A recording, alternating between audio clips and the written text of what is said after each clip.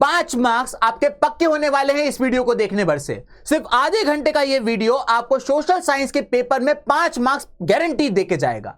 इस वीडियो के अंदर हम सोशल साइंस के सारे मैप्स को एक बार में कवर करने जा रहे हैं। यह वीडियो आपने सबसे ज्यादा रिक्वेस्ट किया था और यह वीडियो सबसे इंपॉर्टेंट भी है, तो इसको बिल्कुल भी स्किप मत करिएगा। लेकिन आज का वीडियो स्टार्ट करने से पहले मैं आप लोग को बता दूं कि अनअकैडमी का रिजल्ट 2025 चल रहा है। इसमें आप सीबीएसई का कोई भी सब्सक्रिप्शन लें, क्लास 9, 10, 11, 12 कुछ भी लें, आपको फ्लैट 60% ऑफ मिलेगा अगर आप कोड इस्तेमाल करते हैं निश्चय, that is NISCHAY। I repeat NISCHAY। Without wasting any further time चलिए हम लोग वीडियो स्टार्ट करते हैं। अगर आपको ना पता हो तो मैं आपको बता दूं कि आपका जो सोशल स्टडीज का पेपर होने वाला है वो 80 मार्क्स का होने वाला है। इस 80 मार्क्स में से 5 मार्क्स आपके मैप के होते हैं, यानी कि जो आपका सेक्शन F होता है वो पूरा मैप का होता है। ये 5 मार्क्स में से 2 मार्क्स आपके हिस्ट्री का मैप का आएंगे और 3 मार्क्स आपके ज्योग्राफी के मैप्स के आएंगे। अब आपके दिमाग में क्वेश्चन होगा कि सर ये मैप कौन से आने वाले हैं, आप ये भी बता दीजिए। देखिए सीबीएसई बोर्ड एग्जाम में जो मैप पूछने वाली है वो अपनी वेबसाइट cbse.gov.in पे दे देती है, लेकिन क्योंकि आप तो बहुत बिजी हैं, आपको तो और भी बहुत सारे काम रहते हैं, तो आपके प्यारे सिद्धार्थ सर ने सारी चीजें एक वीडियो के अंदर, एक पीडीएफ के अंदर कंपाइल करके रखी हुई है। फॉर एग्जांपल हिस्ट्री से कौन कौन से मैप आने वाले हैं वो ये आपके सामने है, ज्योग्राफी से कौन कौन से आने वाले हैं उसकी लिस्ट भी आपके सामने है।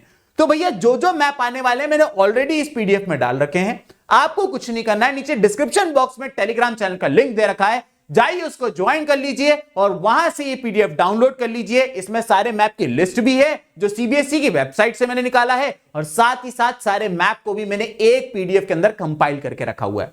तो चलिए सबसे पहले हम लोग शुरुआत कर लेते हैं हिस्ट्री के मैप से। हिस्ट्री के मैप में आपको सबसे पहले पूछा जाएगा इंडियन नेशनल कांग्रेस के सेशंस बताइए। आप सभी को पता होगा इंडियन नेशनल कांग्रेस इंडिया में घूम घूम के सेशन किया करती थी ताकि लोगों के अंदर अवेयरनेस जगे, लोगों को पता रहे कि उनकी क्या क्या एम्स है, उनके क्या क्या एजेंडाज हैं। 3 आपको सेशन मैप में प्लॉट करने को पूछे जा सकते हैं। इन तीनों को याद रखने की मैंने एक ट्रिक बना रखी है, MNC हम लोग कहते हैं ना, और मल्टीनेशनल कंपनी, उसी तरीके से MNC आपको ये 3 सेशन याद रखने हैं। सबसे पहले हम लोग बात कर लेते हैं कैलकाटा सेशन की। कैलकाटा सेशन जो हुआ था वो आपका सितंबर 1920 में हुआ था, और इस सेशन में नॉन कोऑपरेशन मूवमेंट को पास करने की डिमांड्स उठी थी। अगर हम बात करें कैलकाटा की, तो कैलकाटा वेस्ट बंगाल में आता है, और आपको ये जो पान के पत्ते जैसा शेप दिख रहा है इसकी टिप पे आपको मिल जाएगा कैलकाटा। तो कैलकाटा सेशन सितंबर 1920 में हुआ था। उसके बाद गांधी जी का बर्थडे था, तो कांग्रेस वालों ने बोला कि रहने दो यार, स्किप कर लेते हैं। बर्थडे पार्टी 2 महीने चली गई, यानी अक्टूबर भी चल गई और नवंबर भी चली गई। उसके बाद आया दिसंबर, तो कांग्रेस ने फिर दिसंबर सेशन किया, और वो जो दिसंबर सेशन था वो नागपुर में किया। आपको याद रहे नॉन कोऑपरेशन मूवमेंट की जो डिमांड थी वो सबसे पहले कैलकाटा सेशन में उठी थी, और इस रिजोल्यूशन को पास कर दिया गया था नागपुर सेशन के अंदर। नागपुर महाराष्ट्र के अंदर है, यह है आपका महाराष्ट्र स्टेट, और यहां पर आपको मिल जाएगा नागपुर। क्लियर हो गया। इसके बाद आपको पता होगा गवर्नमेंट ऑफ इंडिया एक्ट आया था 1919, और कहा गया था 10 साल बाद इस एक्ट को रिव्यू करने के लिए टीम आएगी, और इसके लिए साइमन कमीशन लंदन से आना था। लेकिन उस साइमन कमीशन का बहिष्कार यानी बॉयकॉट करने के लिए कांग्रेस ने एक सेशन किया था जो कि हुआ था M फॉर मद्रास में।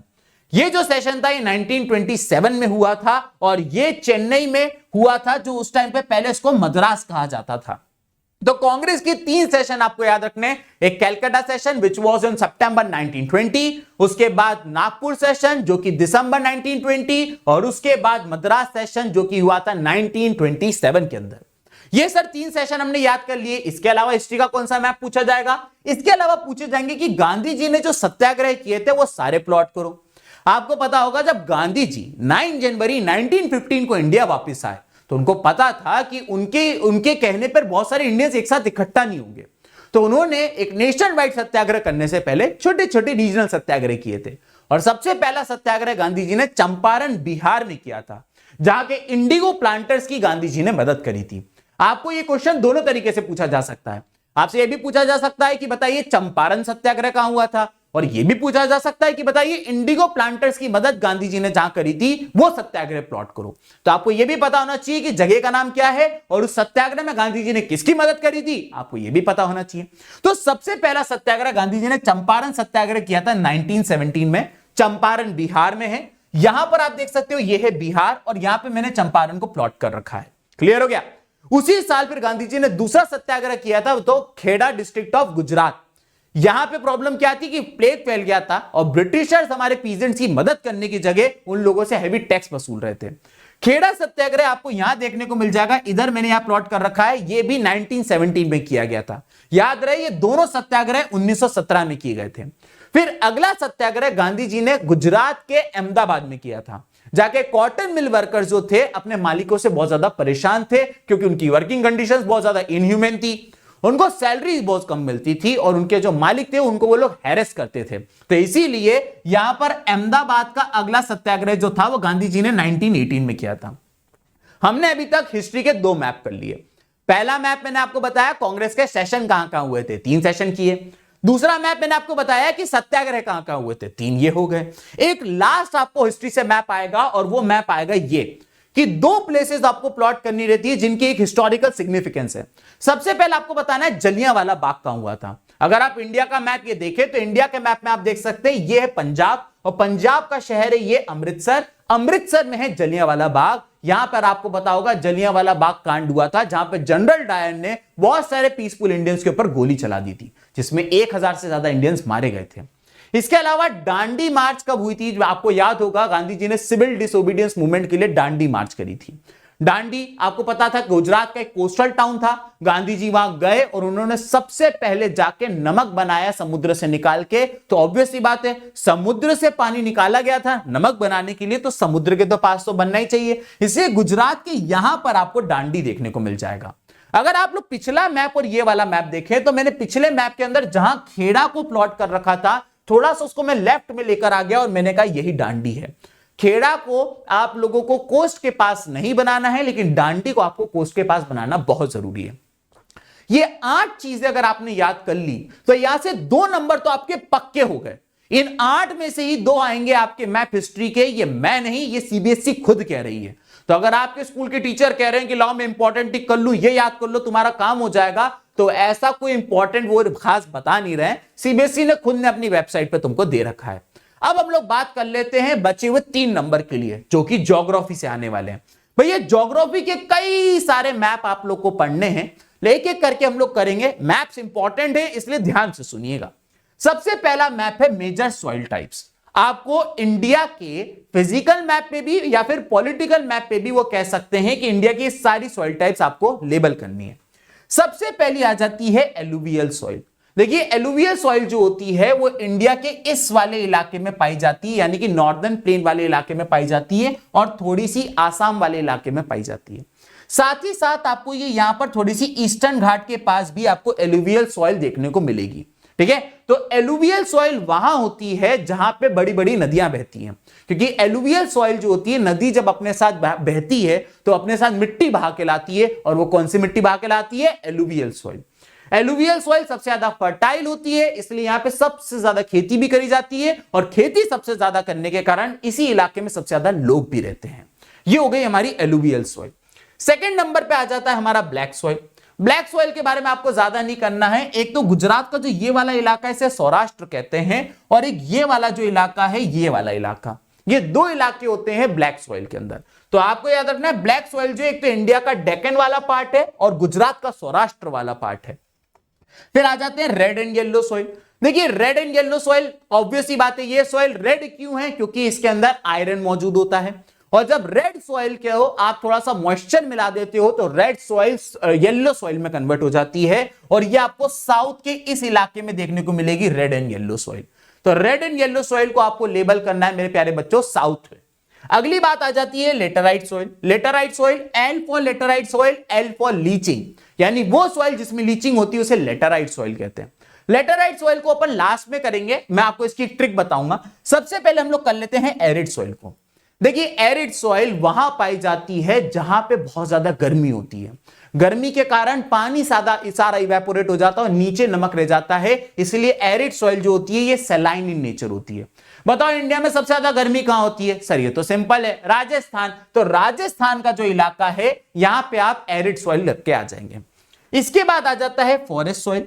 फॉरेस्ट सॉइल बहुत इजी है। इंडिया की जो ये वाली बॉर्डर है, ऊपर जम्मू कश्मीर से होता हुआ हिमाचल प्रदेश, उत्तराखंड होता हुआ यहां से होता हुआ यहां तक, यानी कि हिमालय वाला जो इलाका है वहां पे आपको ये ग्रीन कलर करके आ जाना है, और ये है आपके सामने फॉरेस्ट सॉइल।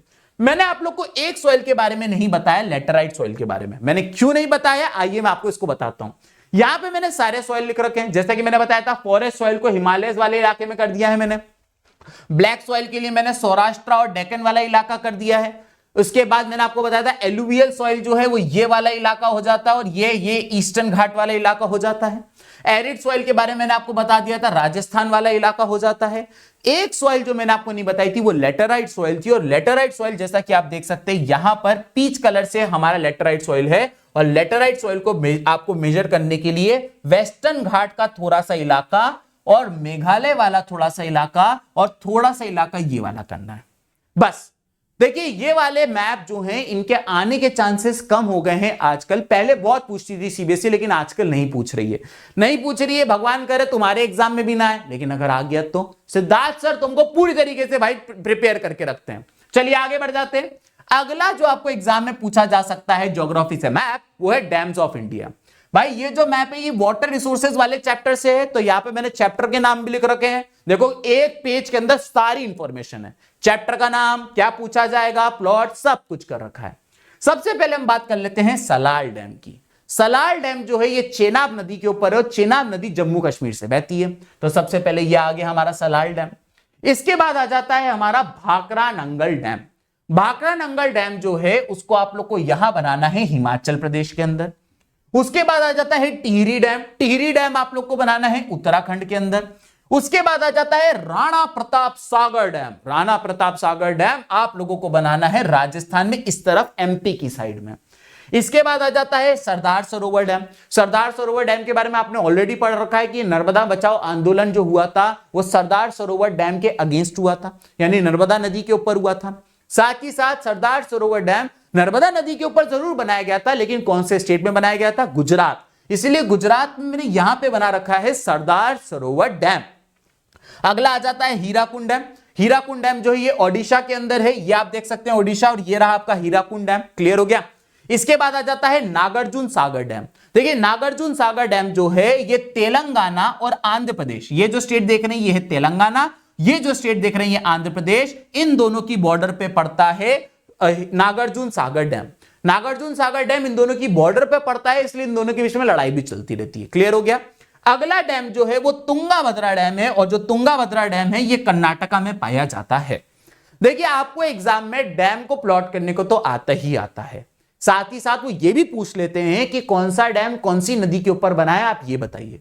इसको याद करने की मैंने आप लोग के लिए एक ट्रिक बना रखी है, और वो ट्रिक ये है चाचा सेल लगी है, इसीलिए सैटरडे को भांगड़ा करेंगे, फिर भागेंगे टिहरी पर, चंबल वाले राणा प्रताप गए नासा। ये जो ट्रिक है इसको मैं दो ग्रुप में बांटता हूं। सबसे पहला है चाचा सेल लगी है, CHA से बनेगा चेनाब नदी। चेनाब नदी के ऊपर बना हुआ है सलाल प्रोजेक्ट। सलाल प्रोजेक्ट सेल से बना दिया सलाल प्रोजेक्ट। उसके बाद है सैटरडे का सेट से बना दिया सतलुज नदी, और सतलुज नदी के ऊपर बना है भाखरा नांगल डैम। उसके बाद आ गया है भागेंगे। भागेंगे से बनेगा भागीरथी नदी, यह है भागीरथी नदी, और भागीरथी नदी के ऊपर बना हुआ है टिहरी डैम। क्लियर हो गया। तो चाचा सेल लगी है, इसलिए सैटरडे को भांगड़ा करेंगे, फिर भागेंगे टिहरी पर। यह होगी एक ट्रिक। फिर चंबल वाले राणा प्रताप, यानी कि चंबल नदी के ऊपर बना है राणा प्रताप सागर डैम। चंबल नदी के ऊपर बना है राणा प्रताप सागर डैम। और नासा को मैं दो ग्रुप में बांटता हूं। ना से आता है नर्मदा, ना से आता है नर्मदा, और SA से आता है सरदार सरोवर। तो नर्मदा नदी पर बना है सरदार सरोवर डैम। तो ये सारी नदियां और उनपे जो डैम बने हैं उनको याद करने की एक ट्रिक है। आशा करता हूं आपको ये ट्रिक अच्छी लगी होगी। चलिए आगे बढ़ जाते हैं। इसके बाद एग्रीकल्चर चैप्टर से आपसे पूछ लेता है major areas of rice and wheat. बहुत इजी है। Major areas of rice and wheat की जब बात करता है तो आपको क्या करना है, सबसे पहले एक चीज बतानी है कि कौन सी जगह कॉमन है। आप इन दोनों मैप में देख सकते हैं, ये वाला व्हीट का है और ये वाला राइस का है। ये दोनों मैंने आपके सामने कर रखे हैं। देखिए व्हीट की बात करो चाहे राइस की बात करो, आपको एक दो स्टेट जो है दोनों में कॉमन देखने को मिलेंगे, वो है उत्तर प्रदेश और बिहार, और यहां पर भी आप देख सकते हो उत्तर प्रदेश और बिहार, एक स्टेट और आपको देखने को मिलेगा पंजाब, यहां पे भी आपको स्टेट देखने को मिलेगा पंजाब। तो 3 स्टेट कॉमन है। मैं हमेशा जब पढ़ता था तो सबसे पहले मैप में वो देखता था कि क्या कॉमन है, राइस हो चाहे व्हीट हो, पंजाब, उत्तर प्रदेश और बिहार, पंजाब, उत्तर प्रदेश और बिहार दोनों मैप के अंदर आते हैं। तो आप ये तो याद करके आ जाइएगा, अगर राइस पूछे तो भी 3 प्लॉट कराना, व्हीट पूछे तो भी 3 प्लॉट करके आ जाना, नंबर छूटेंगे नहीं। अब अगर हम राइस की बात करें, आपको पता है rice is a kharif crop, उगाने के लिए खूब सारा पानी चाहिए, इसलिए राइस जो है वो ज्यादातर इस वाले इलाके में उगाया जाता है जहां पे पानी बहुत है। वीट की बात करें, it is a rabi crop, ज्यादा पानी नहीं चाहिए, तो वीट जो है आपका इस वाले इलाके में उगाया जाता है जहां पे कंपैरेटिवली कम बारिश होती है। ठीक है, तो ये 2 आपको शेड करने को आ सकते हैं। मैंने आपको बता दिया 3 कॉमन स्टेट है, उनको याद रखिएगा। आगे बढ़ जाते हैं हम लोग, अगला आ जाता है एग्रीकल्चर चैप्टर से ही लार्जेस्ट प्रोड्यूसर ऑफ।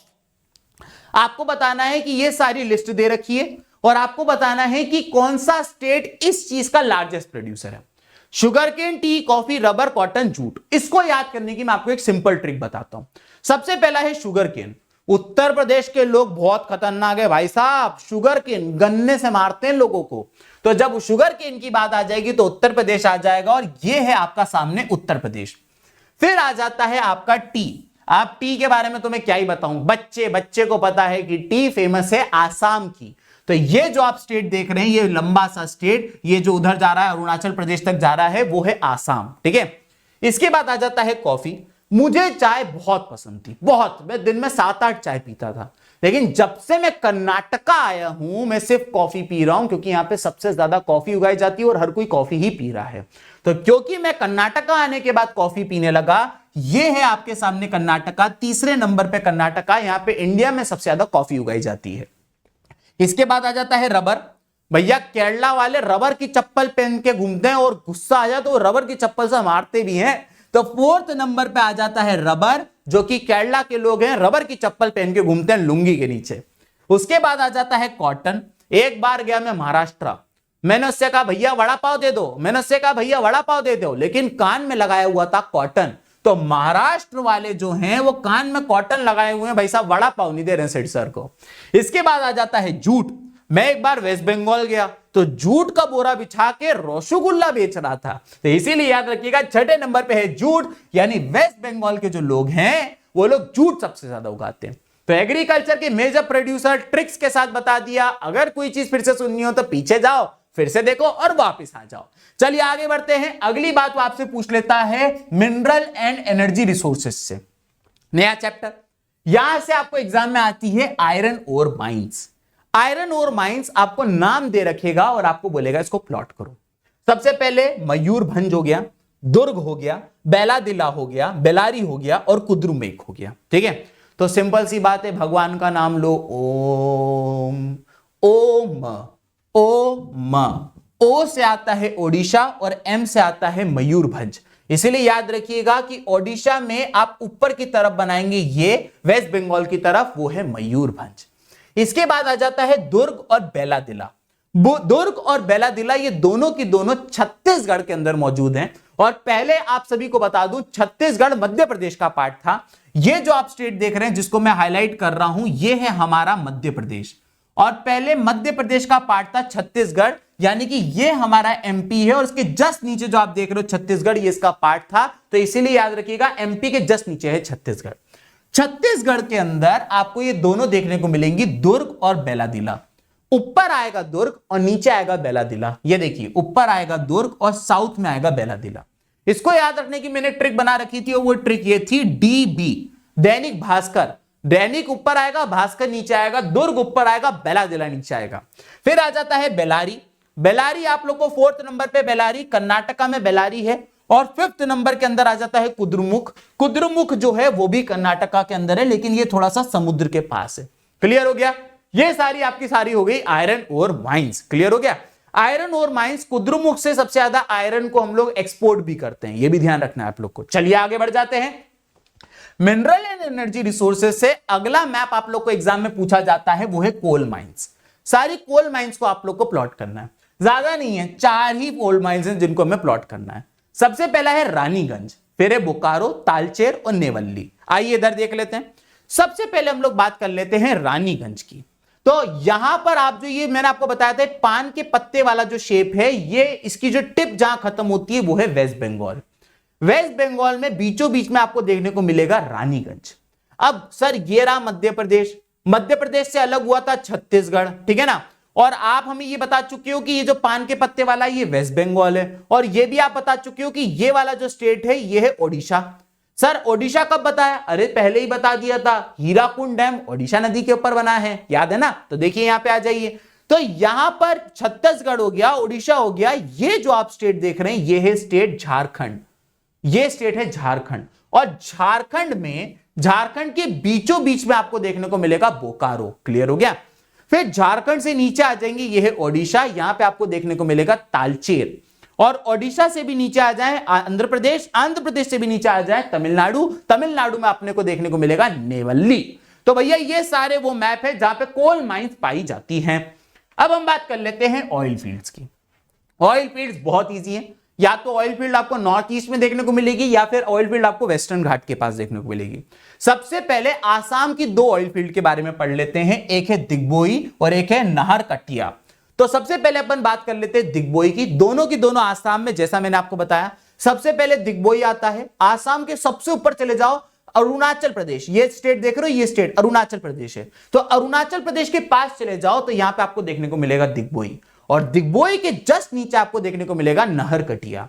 ये दोनों आसाम के अंदर है, याद रहेगा आप लोग को, दिग्बोई और नाहरकटिया। इसके बाद आ जाते हैं, अगला है मुंबई हाई। ऑब्वियसली बात है, मुंबई के पास होगा ना मुंबई हाई, तो यहां पर पड़ता है, महाराष्ट्र के इधर पड़ता है मुंबई, और मुंबई से थोड़ा आगे जाओ तो समुद्र के अंदर बीचों बीच पड़ता है मुंबई हाई। मुंबई हाई के थोड़ा सा ऊपर चले जाओ, गुजरात और महाराष्ट्र की बॉर्डर के पास आपको मिलेगा बसीन। बसीन भी हमारा एक ऑयल फील्ड है, यहां से भी ऑयल निकाला जाता है। ऑयल फील्ड मतलब वो इलाके जहां पे ऑयल है, हम लोग अंडरग्राउंड ड्रिलिंग करके वहां से ऑयल निकाल रहे हैं, तो ये हो गया बसीन। उसके बाद आ जाता है कलोल और अंकलेश्वर। कलोल और अंकलेश्वर ये दोनों की दोनों गुजरात में है। ऊपर की तरफ पड़ता है कलोल और नीचे की तरफ पड़ता है अंकलेश्वर। आपने देखा अंकलेश्वर जहां मैंने नोट कर रखा है, वहीं पर मैंने खेड़ा को भी प्लॉट किया था, वहीं मैं सूरत को भी प्लॉट कर रहा हूं, वहीं मैं अंकलेश्वर को भी प्लॉट कर रहा हूं। तो ऐसी बहुत सारी चीजें हैं जो इधर के पास ही प्लॉट होती है। मैप में आप एक्यूरेट कभी नहीं हो सकते हो। मैं 10 साल से पढ़ा रहा हूं, मैं कभी एक्यूरेट नहीं हो सकता हूं, और सीबीएसई वाले तुम्हें एक्यूरेट होने को कह भी नहीं रहे। उनका यह कहना है कि आप जहां है उसके कहीं आसपास भी प्लॉट कर दोगे तो हम आपको नंबर दे देंगे। अब सिंपल सी बात है, अगर मैंने आप लोगों को कह दिया कि 6 नंबर पे अंकलेश्वर है, और अंकलेश्वर जो है वो गुजरात में, तो सर गुजरात तो ये पूरा स्टेट है। अगर मान लीजिए आपने यहां प्लॉट कर दिया और कह दिया ये अंकलेश्वर है, तो नहीं मानेंगे सीबीएसई वाले। उन्होंने कहा है अंकलेश्वर यहां पाया जाता है, तुम आगे पीछे थोड़ा आगे पीछे कर दोगे कोई दिक्कत नहीं है। एग्जैक्ट तो कोई नहीं हो सकता, मैं खुद नहीं हो सकता एग्जैक्ट, जबकि मैं तो 10 साल से पढ़ा रहा हूं। तो ये सारे इंडिया के ऑयल फील्ड से जहां पे ऑयल पाया जाता है।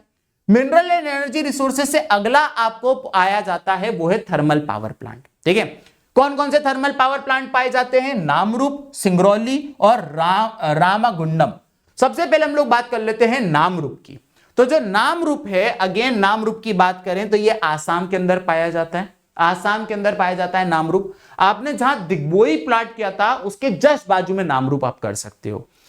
सिंगरौली एमपी में आता है, और एमपी तो बहुत बड़ा है सर, कहां प्लॉट कर दें, यहां यहां यहां यहां कहां प्लॉट कर दें? सिंपल ही बात है, एमपी में यूपी साइड जाओगे तो वहां के लोग बहुत अच्छे सिंगर है, बहुत अच्छे सिंगर है एमपी में। अगर आप यूपी की साइड जाओगे तो ये एमपी है और ये है आपका यूपी। तो अगर एमपी से आप यूपी की साइड जाओगे तो बॉर्डर पे आपको मिलेगा सिंगरौली, यहां के लोग बहुत अच्छे सिंगर हैं, सिंगरौली के लोग सिंगर हैं। इसके बाद आ जाता है रामागुंडम। रामागुंडम की बात करें तो रामागुंडम आप लोग को तेलंगाना में देखने को मिलेगा। तेलंगाना से आपको ज्यादा चीजें प्लॉट करने को नहीं आती, वो आपसे पूछ लेंगे हैदराबाद का एयरपोर्ट प्लॉट कर दो, कर देना, ये बीचों बीच में हैदराबाद का एयरपोर्ट भी है। आपको वो रामागुंडम बोल देंगे जो कि एक थर्मल पावर प्लांट है, और इसके अलावा वो आपसे नदी पूछ लेंगे जो मैंने आप लोग को बताई थी। तो ये 3 चीजें ही आपको तेलंगाना से आएंगी, इसके अलावा आपसे कुछ नहीं पूछेगा। आइए आगे बढ़ जाते हैं। अगला आ जाता है nuclear power plant, again mineral and energy resources से। न्यूक्लियर पावर प्लांट की बात करें तो 4 न्यूक्लियर पावर प्लांट आपको याद रखने हैं। सबसे पहला है नारोरा, फिर है काकरापारा, उसके बाद है तारापुर और फिर है कल्पक्कम। सिंपल है। नारोरा की बात करें तो नारोरा आपको उत्तर प्रदेश में देखने को मिलेगा। उत्तर प्रदेश में यहां पर पड़ता है कानपुर और यहां पे पड़ता है नारोरा, ठीक है। थोड़ा सा और आगे चले जाओगे तो नोएडा आ जाएगा, लेकिन नोएडा तक नहीं जाना, वहां के लोग गाड़ी में बिठा के मारेंगे तुमको। तो ये हो गया हमारा नारोरा, ठीक है। नारोरा के जस्ट नीचे आ जाता है काकरापारा। काकरापारा आपको वो लोग गुजरात वाले थेपला एपला खाते ना, है ना, तो उसी तरीके से काकरापारा आपको एकदम ऐसा लगेगा गुजराती डिश का नाम है। तो भाई ये गुजरात है, और गुजरात में अगेन देखो, फिर से देखो, इधर ही प्लॉट कर रहा हूं मैं, यहीं पर मैंने खेड़ा भी प्लॉट किया था, यहीं मैं सूरत भी प्लॉट कर रहा हूं, और यहीं पे मैं अब आपके सामने काकरापारा भी प्लॉट कर रहा हूं, ठीक है। तो खाकरा खाते हैं गुजरात के लोग, इसीलिए काकरापारा जो है वो गुजरात में है। इसके बाद आ जाता है तारापुर। तारापुर महाराष्ट्र में है, मुंबई से जस्ट ऊपर आप प्लॉट कर दोगे आपका काम हो जाएगा। और फिर एक कलपक्कम। कलपक्कम जो है वो आपका तमिलनाडु में चेन्नई के पास पाया जाता है तलपक्कम। क्लियर हो गया, ये सारे न्यूक्लियर पावर प्लांट थे। अगला जो चैप्टर जिससे मैप पूछे जाते हैं वो है मैन्युफैक्चरिंग इंडस्ट्रीज, और मैन्युफैक्चरिंग इंडस्ट्रीज से सबसे पहले आपको कॉटन टेक्सटाइल इंडस्ट्रीज पूछेंगे, ठीक है। कॉटन टेक्सटाइल इंडस्ट्रीज कहां कहां है, तो एक तो हमारे मध्य प्रदेश के इंदौर में है, तो ये रहा हमारा मध्य प्रदेश और ये रहा इंदौर। तो सबसे पहले देख लेते हैं, चलो सीक्वेंस ही चलते हैं ना यार। सबसे पहले मुंबई। मुंबई तो बता बता के थक गया हूं। ये है महाराष्ट्र और ये है मुंबई, तो सबसे पहले आ गया मुंबई। उसके बाद आ गया है इंदौर। ओए होए होए, इंदौर जाओ, सराफा खाओ भाई, वहां के पोहा जलेबी खाओ, दिल खुश हो जाता है।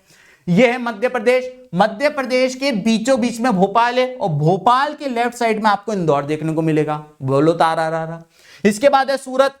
सूरत तो गुजरात में है, तब से बोलता आ रहा हूं, खेड़ा है, सूरत है, ये सारी चीजें एक ही जगह प्लॉट करनी है। इसके बाद है कानपुर। अगेन मैं थोड़ी देर पहले ही बता रहा था, उत्तर प्रदेश में यहां पे पड़ता है कानपुर। उसके बाद यहां पर पड़ता है नोएडा, लेकिन नोएडा तक जाना ही नहीं, सिर्फ कानपुर तक रुक जाओ, मेरी नानी के घर रुक के आओ। और लास्ट में पड़ता है कोयम्बटूर। कोयम्बटूर मैंने यहां नीचे आपके सामने प्लॉट कर रखा है। तो ये था आपका सामने कॉटन टेक्सटाइल का। अगला है मैन्युफैक्चरिंग इंडस्ट्री से ही आयरन एंड स्टील पार्ट्स कहां कहां पाए जाते हैं वो बताने। एक एक करके हम लोग सारे पढ़ लेते हैं। सबसे पहला है दुर्गापुर, बोकारो, जमशेदपुर, भिलाई, विजयनगर और सालेम। एक एक करके करते हैं। देखो दुर्गा माता की पूजा, भाई ये है ना, सारे टीचर्स आपको एक ही जैसा पढ़ाएंगे। सारे टीचर्स, भाई मैं जब से पढ़ रहा हूं तब से मैं यही सुनता आ रहा हूं। दुर्गा माता की पूजा सबसे ज्यादा वेस्ट बंगाल में करी जाती है, इसलिए दुर्गापुर तो वेस्ट बंगाल में होना ही है। इसके बाद बोकारो और जमशेदपुर जो है ये झारखंड के अंदर है, तो ऊपर आएगा बोकारो और नीचे आएगा जमशेदपुर। झारखंड के अंदर जब भी आएगा, मैंने पिछली बार भी दैनिक भास्कर के हिसाब से ही बताया था, तो ऊपर वाला बोकारो है, नीचे वाला जमशेदपुर है। इसके बाद छत्तीसगढ़ में आपको देखने को मिलेगा भिलाई। मध्य प्रदेश के साइड में छत्तीसगढ़, और छत्तीसगढ़ के बीचों बीच में प्लॉट करके आओगे वो है भिलाई। अगर बीचों बीच में प्लॉट करोगे तो ही तुम्हारी भलाई, क्योंकि बीचों बीच में है भिलाई। इसके बाद आ जाता है विजयनगर। विजयनगर आपको मिलेगा कर्नाटका के अंदर, और उसके बाद सालेम। सालेम आपको मिलेगा तमिलनाडु के अंदर। तमिलनाडु के बीचों बीच में आप प्लॉट कराइएगा सालेम में। बस कोस्ट पे मत करना, बीचों बीच में करना, कोस्ट से दूर करना सालेम को। आगे बढ़ जाते हैं हम लोग। अगला आपको मैन्युफैक्चरिंग इंडस्ट्रीज से ही आने वाला है, सॉफ्टवेयर टेक्नोलॉजी पार्क्स को कर दीजिए डोनोट। बहुत ही इजी है। सबसे पहला नोएडा, मैं आपको अभी बता रहा था, नोएडा उत्तर प्रदेश में है। ये रहा उत्तर प्रदेश, ये रहा कानपुर, ये रहा नोएडा। बोलो तारा रारा। इसके बाद है गांधीनगर। गांधीनगर गुजरात में है, तो यहां पर आप बना देंगे गांधीनगर। गांधीनगर अहमदाबाद आसपास ही है, ठीक है। तो अहमदाबाद वाला सत्याग्रह जहां प्लॉट किया था वहीं गांधीनगर कर दीजिएगा। मुंबई में आपको बार बार बता चुका हूं, देखो मुंबई बार बार आ रहा है, कहीं ना कहीं पूछ पूछ के आ रहा है, तो मुंबई तो आपको पता ही होना चाहिए कि मैप पे कहां होता है। ये आप देख सकते हैं महाराष्ट्र का मैप है, और कोस्ट के पास पड़ेगा मुंबई, और कोस्ट से अंदर की तरफ जाओगे तो पड़ेगा पुणे। तो मुंबई और पुणे दोनों मैंने कर दिया। हैदराबाद में आप लोग को ऑलरेडी बता चुका हूं, तेलंगाना की कैपिटल है हैदराबाद, यहां पे मैंने इसको प्लॉट कर रखा है। बेंगलुरु कर्नाटका की कैपिटल है, कर्नाटका ये रहा, और ये रहा बेंगलुरु, ठीक है। इसके बाद आ जाता है चेन्नई। चेन्नई तमिलनाडु की कैपिटल है, यहां पे आ गया चेन्नई। और उसके बाद आ जाता है तिरुवनंतपुरम, जो कि केरला में है, तो ये आ गया तिरुवनंतपुरम। क्लियर हो गया। तो ये सारे सॉफ्टवेयर टेक्नोलॉजी पार्क हैं, यहां पे बड़ी बड़ी सॉफ्टवेयर कंपनीज पाई जाती है। आगे बढ़ जाते हैं। इसके बाद मेजर सी पोर्ट्स पूछ लेता है वो आपसे। सी पोर्ट्स, जहां पे बड़े बड़े शिप्स रुकते हैं, जहां पे सामान लोड और अनलोड होता है। देखिए आप सभी को पता होगा, अगर आप इंडिया की वाटर बॉडी की बात करें तो इंडिया की वाटर बॉडी ये पाई जाती है, ये है इंडिया की वाटर बॉडी, ठीक है ना। अब आपको मैं सारे स्टेट्स बता देता हूं जो कोस्टल होते हैं। सबसे पहले आप देख सकते हो यहां पर आप जो देख रहे हो ये जो स्टेट है ये है गुजरात, गुजरात के नीचे जाओगे ये है महाराष्ट्र, फिर ये छोटा सा स्टेट पड़ता है ये है गोवा, गोवा के बाद यहां पर आपको मिलेगा कर्नाटका, कर्नाटका के नीचे आपको देखने को मिलेगा केरला, केरला के बाद ये आपको देखने को मिलेगा तमिलनाडु, तमिलनाडु के बाद आपको देखने को मिलेगा आंध्र प्रदेश, आंध्र प्रदेश से ऊपर जाओगे तो आपको देखने को मिलेगा ओडिशा, और ओडिशा के बाद पान के पत्ते की तरफ आपको देखने को मिलेगा वेस्ट बंगाल। तो ये सारे स्टेट जो हैं ये इंडिया के कोस्टल स्टेट है, यहां पे समुद्र पड़ता है। अब हर कोस्टल स्टेट के अंदर एक पोर्ट तो हो गई, आइए एक एक करके कर लेते हैं। सबसे पहले गुजरात का पोर्ट है कांडला पोर्ट। जब पार्टीशन हुआ था तो कराची पोर्ट पाकिस्तान के पास चला गया, तो हमें कांडला पोर्ट बनाना पड़ा ताकि हम लोग यहां पे ट्रांसपोर्ट कर सके सामान को। इसके बाद आ जाता है मुंबई पोर्ट। मुंबई पोर्ट सबसे ज्यादा बिजी पोर्ट भी हमारे वहां का, और इसका ट्रैफिक डाइवर्ट करने के लिए कई पोर्ट बनाए गए। इसके बाद आ जाता है मर्मगांव पोर्ट। मर्मगांव पोर्ट गोवा के अंदर है, इसको ध्यान रखिएगा। फिर कर्नाटका में आ जाएंगे आप लोग, तो कर्नाटका के अंदर आप लोग को देखने को मिलेगा, कहां गया मैंने मैरमगांव बता दिया, कर्नाटका के अंदर देखने को मिलेगा न्यू मैंगलोर पोर्ट। देखो कर्नाटक की कैपिटल है बैंगलोर, लेकिन बैंगलोर में समुद्र नहीं है। अगर मैंगलोर आ जाए तो मैंगलोर समुद्र के पास है, ये बात आपको ध्यान रखनी है। उसके बाद आ जाता है कोची। कोची आपको केरला में देखने को मिलेगा, बीचों बीच में बना के आइएगा कोची को। इसके बाद आता है टूटीकोरिन। टूटीकोरिन तमिलनाडु में है और ये इंडिया का सबसे साउथ का पोर्ट है, इसके नीचे कोई पोर्ट नहीं है, ठीक है। इनफैक्ट इतना बड़ा पोर्ट है और सबसे साउथ का पोर्ट है, तो श्रीलंका को भी जब कोई बहुत बड़ा शिप मंगाना होता है तो उनके वहां भी इतना बड़ा कोई पोर्ट नहीं है कि इतना बड़ा शिप डॉक कर सके, तो वो लोग टूटीकोरिन पे डॉक करवाते हो, फिर वहां से सामान श्रीलंका जाता है। इसके बाद चेन्नई पोर्ट, चेन्नई तो आपको मैं बता ही चुका हूं। इसके बाद आपका विशाखापट्टनम पोर्ट जो कि आंध्र प्रदेश के अंदर मौजूद है। फिर पारादीप पोर्ट जो कि आपका इधर मौजूद है, पारादीप पोर्ट ओडिशा के अंदर मौजूद है। और उसके बाद है हल्दिया पोर्ट। हल्दिया पोर्ट जो है और कोलकाता पोर्ट, ये हल्दिया पोर्ट और कोलकाता पोर्ट ये दोनों की दोनों वेस्ट बंगाल में। कोलकाता पोर्ट आपसे पूछा नहीं जाता है, लेकिन आपसे एग्जाम में एमसीक्यू में ये पूछा जा सकता है कि कौन सा रिवराइन पोर्ट है जो नदी के बेसिन पे बना हुआ है। कोलकाता पोर्ट जो है वो गंगा ब्रह्मपुत्र नदी बेसिन पे बना हुआ है, इसलिए इसके बारे में आप लोग को ध्यान रखना चाहिए। ये सारे पोर्ट मैंने आप लोग को बता दिए। अगला आ जाता है लाइफलाइंस ऑफ नेशनल इकोनॉमी, आखिरी चैप्टर ज्योग्राफी का जिससे मैप आते हैं, उसमें सबसे पहला आपसे पूछ लेता है वो इंटरनेशनल पोर्ट्स के बारे में बताइए, एयरपोर्ट्स के बारे में बताइए। तो 6 एयरपोर्ट है, ये 6 एयरपोर्ट के नाम भी आपको पता होने चाहिए, कई बार नाम से पूछ लेता है। फॉर एग्जाम्पल अमृतसर का जो एयरपोर्ट है जिसका नाम है राजा संसी श्री गुरु रामदास जी, ठीक है, अगर मेरा प्रोनाउंसिएशन गलत हो तो मुझे माफ करिएगा। तो राजा संसी श्री गुरु रामदास जी जो है ये अमृतसर का एयरपोर्ट है। अमृतसर में जलियांवाला बाग भी हुआ था, तो आप एक बार याद कर लोगे 2 जगह यूज हो जाएगा। तो अमृतसर ये रहा। इसके बाद है दिल्ली का पोर्ट जिसे एयरपोर्ट जिसे इंदिरा गांधी इंटरनेशनल एयरपोर्ट कहते हैं। दिल्ली जो है ये यहां पर पाया जाता है, आप देख सकते हो ये है हमारा दिल्ली। उत्तर प्रदेश से आगे जाओगे ना तो आपको दिल्ली अलग से छोटा सा दिख जाएगा, ठीक है। इसके बाद है मुंबई। अगेन देखो मुंबई तो कितनी बार आ गया, और मुंबई के एयरपोर्ट का नाम है छत्रपति शिवाजी महाराज इंटरनेशनल एयरपोर्ट। ये रहा मुंबई और यहां का है एयरपोर्ट। फिर चेन्नई का जो एयरपोर्ट है इसका नाम है मीनम्बक्कम एयरपोर्ट। यहां पे चेन्नई भी बहुत बार आ चुका है, तमिलनाडु के इधर है चेन्नई। इसके बाद है कोलकाता एयरपोर्ट जिसका नाम है नेताजी सुभाष चंद्र बोस एयरपोर्ट, पान के पत्ते के टिप पर आपको मिल जाएगा कोलकाता का एयरपोर्ट। और लास्ट है हैदराबाद का एयरपोर्ट जिसका नाम है राजीव गांधी इंटरनेशनल एयरपोर्ट। हैदराबाद का मैं आपको पहले भी बता चुका हूं, एयरपोर्ट एग्जाम में पूछा जाता है। तो ये रहा तेलंगाना, और तेलंगाना के बीचों बीच में आपको मिल जाएगा हैदराबाद, ठीक है।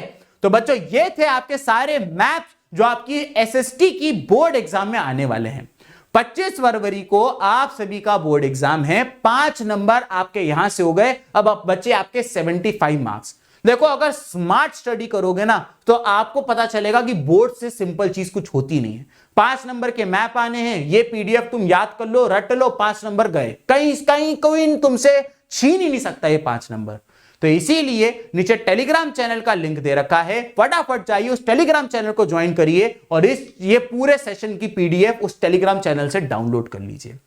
कमेंट सेक्शन में जरूर बताइएगा कि आपको ये वाला सेशन कैसा लगा। साथ ही साथ मैं आपको एक क्वेश्चन दे रहा हूं प्रैक्टिस करने के लिए। ये क्वेश्चन आपका पिछले साल पूछा भी जा चुका है, तो आपके सामने ये क्वेश्चन है, आप इसका स्क्रीनशॉट लेके प्रैक्टिस करें और मुझे कमेंट सेक्शन में इसका आंसर लिख के दिखाएं। मैं देखना चाहता हूं कि कौन कौन बच्चे इसका आंसर मुझे दे पाते हैं। तो बच्चों आज के लिए केवल इतना ही, till next time, let's crack it.